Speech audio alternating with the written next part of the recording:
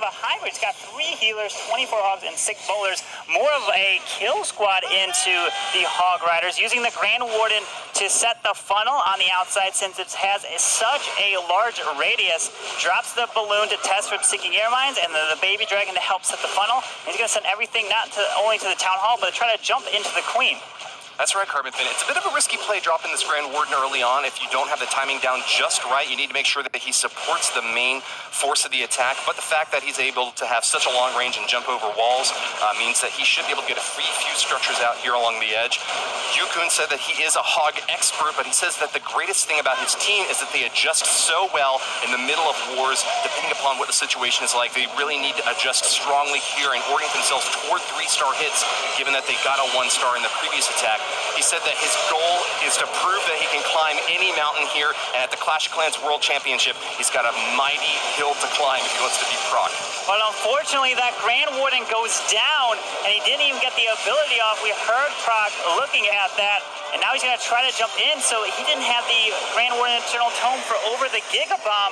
And out comes a dragon from the clan castle, and he's not going to get the same value that he wanted. Pops the Queen ability, still has 24 Hog Riders, 3 heal spells, but unfortunately the enemy Queen looks to be staying up and not going to be able to take her down.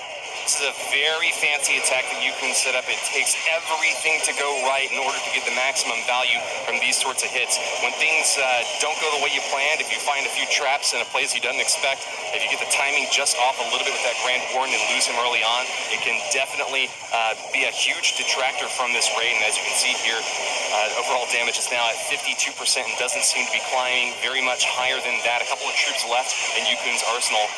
But it looks like the bulk of this base is still standing. Eagle Artillery, Archer Queen still in the middle there, firing away.